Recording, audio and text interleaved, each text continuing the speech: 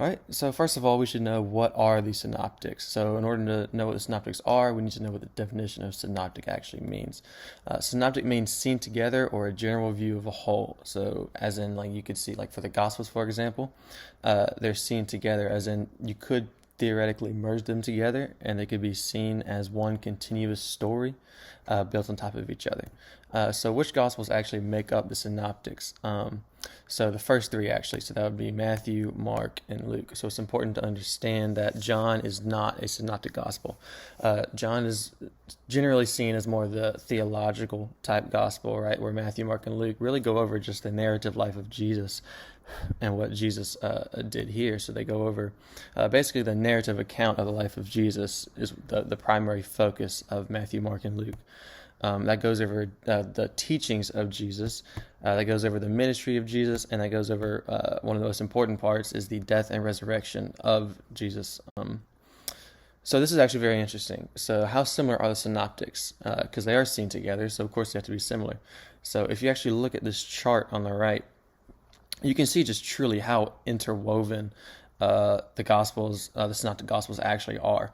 You can see that there's a triple tradition, which means that each of these three Gospels all share some very key parts between them. So triple tradition means all three share them, and there's really very few that's unique to each part of it. They're all woven together. So I have some statistics for you. Over 75% of the content of Mark is found in Matthew and Luke, and this is actually very strong evidence of Mark being the first gospel written, and Mark being used as a source, which we'll get into in a little bit here. And over 95% of Mark is found in at least one of the other two, which is legitimately, that's insane to think about, that 95% of Mark is found in at least one of the other two. And 44% of Matthew is found in Luke, but not Mark. And 58% of Luke is found in Matthew, but not Mark.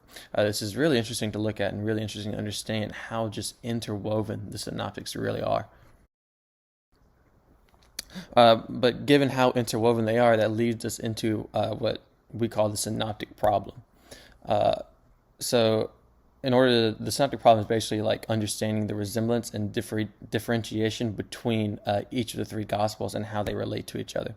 So what are the relations between the three? Many believe that they were all written based off of oral tradition, the oral gospel. And this tradition assumes that each of the writers wrote independently of the others and derived the substance of their writing from oral narratives and sayings and doings of Jesus.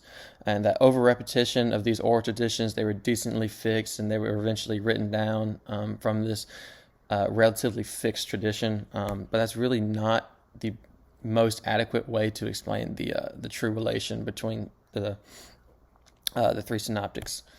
One of the other theories is of mutual use, and people have tried to say that each of the Gospels all came first and were used by the other two. So this is saying that one of the Gospels was used as a source by the other two.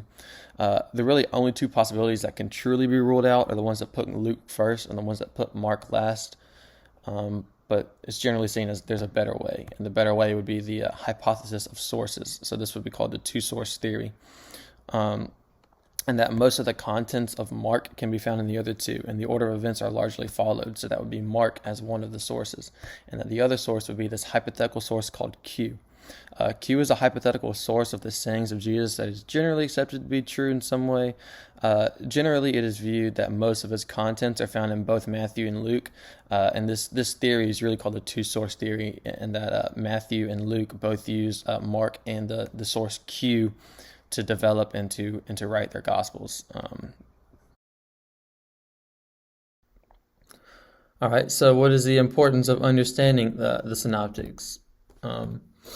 It's important to know that they were all probably composed between the years 55 and 60, and this is very important in our understanding of the accuracy of them and how close they are written to the actual lifetime of Jesus. They were all written by either eyewitnesses or in close relation to eyewitnesses. All right, it's important to understand that there are a couple things about the purpose of the synoptics that we have to understand, and that they were not formed in view of the others. They did not look at the other gospels and then say, "Oh, I'm going to copy this and add my own twist to it." That was not the intention. It was also not simply meant to be a supplement or a part two or a part three of one of the gospels. It was meant to be its own story, and they were not for adaptation. They didn't look at one of the original gospels or the source cue or whatever you want to call it and say, "Oh, I need to adapt this to this area for this reason." No, it was not meant for that either. They were all three independently formed with the writer's unique touch, giving the thematic purpose that they wanted to get across.